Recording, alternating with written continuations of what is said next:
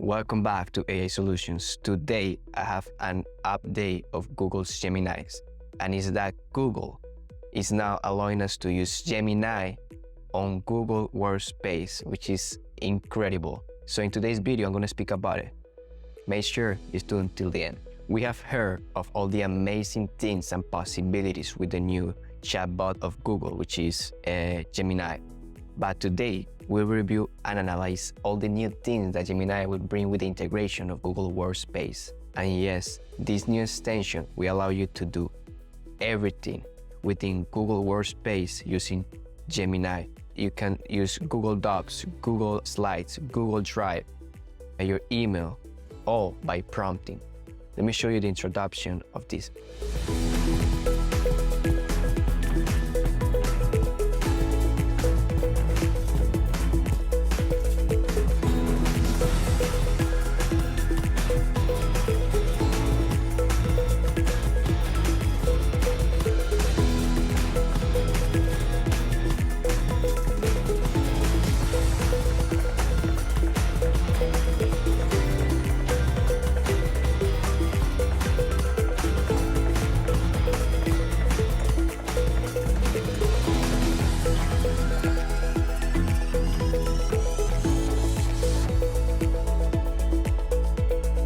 As you can see, Gemini will be integrated into Google Workspace, which is used by millions of people daily. Google will provide various different plans tailored to your own needs, such as writing assistant in Google Docs or Gmail, also enhanced smart fill-in within Sheets, and image creation in Slides, starting at just $20 per user while having a yearly commitment. But in case you need even more, you could use Gemini Enterprise for $30 per month with annual commitment, which give you the same capabilities as a business version, but with more usage. It also comes with AI-powered meetings where Gemini can translate closed captions in more than 100 languages. And Google promises it will take meeting notes. Starting now, if you use Duet AI for Workspace, it will automatically upgrade to Gemini Enterprise, so you can try all the new features right away. But how exactly Gemini works with Google? YouTuber SimpliTVD explains how easy it is to connect your entire workspace and how to use it to read mails and drives in just a simple clip. Here is the video. Is Google's new and improved Gemini AI really better than ChatGPT? Well, if you're a Google user, the answer is yes. Before you get started with Gemini, come on down to the left-hand side and click on Settings and then select Extensions. And there's a number of Google extensions that we can enable, but the one that you want to make sure you have toggled on is Google Workspace, because we can do a lot with our email, with our files and folders, even with our specific documents. So let's take a look at an example. So with my cursor in the prompt area, I'm going to add the @ symbol, and here you can see we have access to our extensions. Now this is going to help Gemini realize where or what we are trying to do. I'm going to select Gmail. I'm going to say review all of my unread email from the past 2 days and identify the first 3 that are most important. Maybe I'm coming back from a vacation or several days away from my inbox, and I just want to zero in on what needs my attention now. What Gemini will do is connect with my Gmail account and quickly identify what it thinks is most important. Now, of course, keep in mind, this is AI. It's not going to be perfect, but it can really help us to sort, find, summarize, and do an awful lot with our email. So here it has come back with the 3 emails it feels that I should review first, but better than just giving me a summary of its title and its contents, if I scroll down below, I am 1 click away from actually opening up those emails and responding as well. So it's made it that much more actionable if I want to. Let's take a look at another example. This time I'm going to hit the @ symbol and we're going to select Google Drive. And it can often be frustrating to search for the exact file that you're looking for. Well, in this case, I'm going to ask it to find the Kanban file from last year. I'm going to specify that it is last year, not this year. And let's say summarize its details in 5 bullet points. So there's 2 things here, right? We are searching a particular file, but then I want it to do something with that file as well. Just like we saw before, it may take a few seconds depending on the complexity of that request, but this was actually a lot quicker. Here are the details. It found the file. Here is the summary of the contents of that document. And once again, I have direct access. It's showing me exactly the particular file, so I can click on it and do more with it. But it gets better because under every single response, you can see we have this share and export button. Here, I can export this information back to Docs, or I can take anything here within Gemini and draft a Gmail in a single click. Now, if you're wanting even more Google and productivity tips such as this, you should join the Simpletivity newsletter. Just click the link on the screen now and join me at simpletivity.com. But how does Gemini connect to things like YouTube? Gemini is capable of not only recommending videos, but also analyzing them. For video recommendations, just ask Gemini something like, "Show me videos about the best destinations in France." And Gemini will give the best answer possible.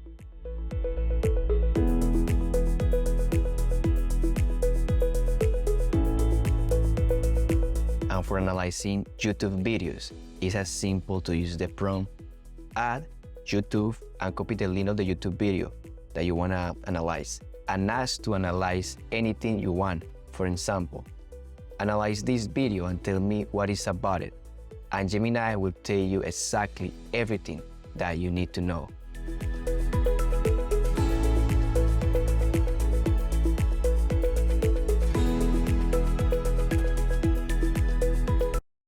YouTuber Jeff Suk gave us another example of this feature with an advertisement.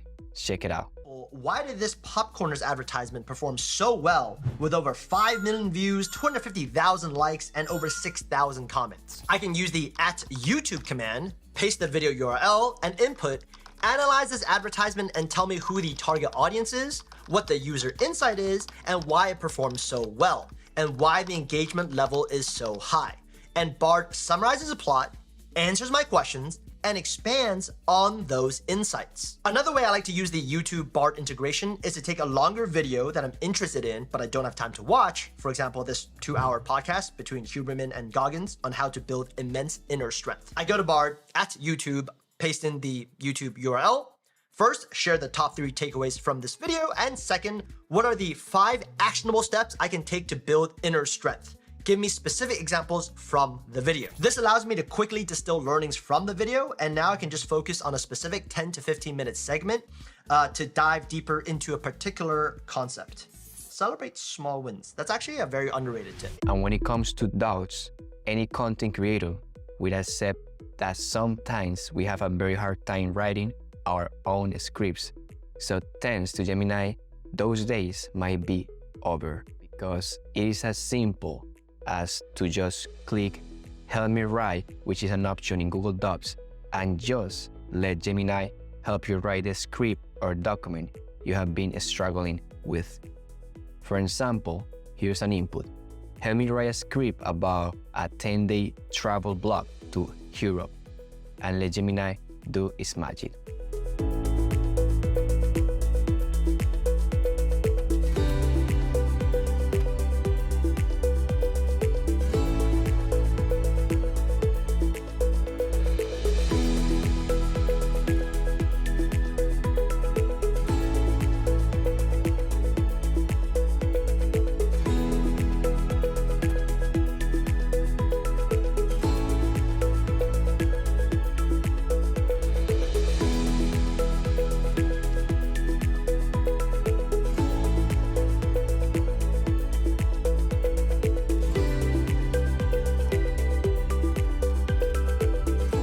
In another example, the YouTuber Skill Leap AI give us a few examples of how to use it. Please take a look. Let's look at Google Docs, okay? My favorite app. I have all my scripts here. Supercharge your writing with Gemini. So let's see what we get here. And we have this new option here right when you open any new doc. So I just have this untitled doc, help me write. If you click, or for some reason you don't see it, you could always get this little pen icon here to click on it, or you could right click and help me write appears this way as well. This is a good use case. Let's see how up to date this is. I'm going to ask it to tell me about Google Gemini Business. It basically told me what Google Gemini Business Plan is, but it got some of the details wrong here because it's kind of blending the regular Gemini, the freemium model here, with that pay advanced subscription and some of the things that are inside of Gemini. Look at this prompt, by the way. You shouldn't prompt like this. You should give it a lot more context here so your first draft is actually much more usable. But I always like to test these with just these prompts that have no context. This way I just kind of get a good idea. I mean, I give it a little bit of context as far as how long. So I said a paragraph, it ignored that completely. So let me see if it could be a little bit more creative. So I'm going to ask for a marketing copy for my e-learning platform, Skill Leap. Let's see what it comes up with. And not bad. It actually formatted it in a pretty legit looking marketing plan with an executive summary, target audience. It got the target audience based on the few words I use in my prompt and it flushed it out, and it's accurate. I usually use this prompt because I understand my business more rather than a kind of a fake business. This way I could gauge it pretty quickly. Marketing objective, not bad. A couple of things that it's kind of weird. It came up with a $50,000 marketing budget, but is that monthly, annually? I'm not sure.